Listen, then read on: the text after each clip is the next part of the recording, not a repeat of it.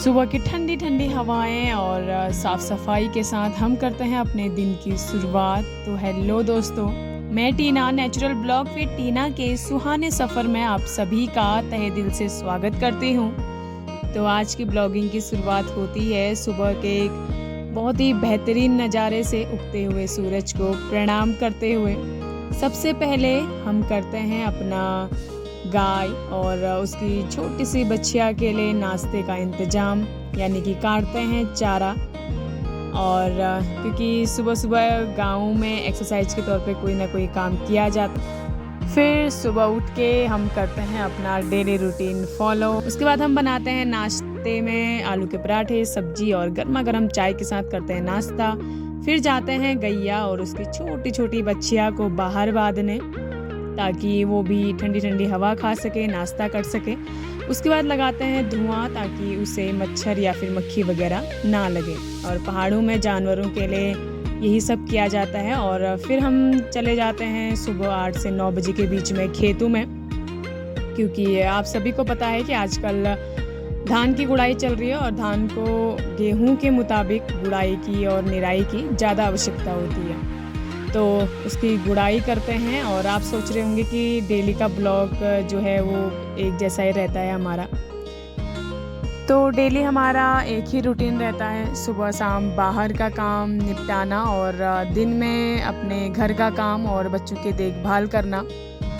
और तो हम यहाँ पे गुड़ाई कर रहे हैं। और गुड़ाई करने से ये बेनिफिट रहता है कि जो धान के पौधे हैं वो थोड़ा सा जल्दी ग्रोथ करते हैं और आसानी से उन्हें ग्रोथ करने में आसानी होती है। उसके बाद धूप सर में चढ़ चुकी थी और हम पीते हैं ठंडा ठंडा पानी। और देखिए छोटी छोटी मुर्गियाँ पेटी में पाली हुई हैं। और फिर हम जाते हैं घर को। और धूप दिन के टाइम पे धूप इतनी ज़्यादा चढ़ चुकी थी कि जो जंगल गए थे बकरियां जानवर वगैरह घास खाने के लिए, वो अपने घर की तरफ को आ रहे हैं पानी पीने के लिए।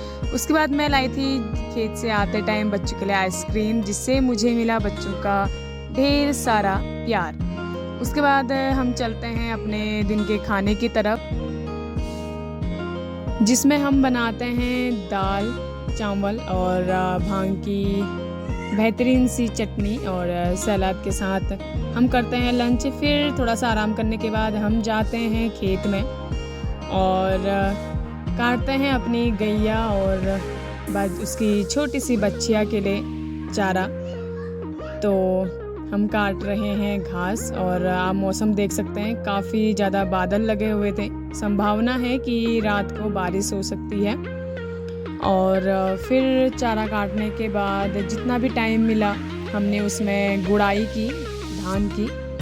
और थोड़ा बहुत और बचा हुआ है कल सुबह और फिर कल शाम में शायद हो सकता है पूरा।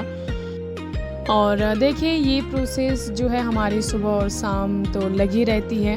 और फिर हम चारा वगैरह लेके जाते हैं घर को और गाय और उसकी बच्चिया को बाहर बांध के उसको ठंडी ठंडी हवा खाने के लिए छोड़ते हैं। और उसके बाद फिर से थोड़ी सी गुड़ाई करते हैं। वो थे हमारे भिंडी के पेड़ और इसकी थोड़ा सा ग्रोथ रुक गई थी। और उसके बाद शाम को बनाते हैं गर्मा गर्म पकौड़ों के साथ एक बेहतरीन सी चाय।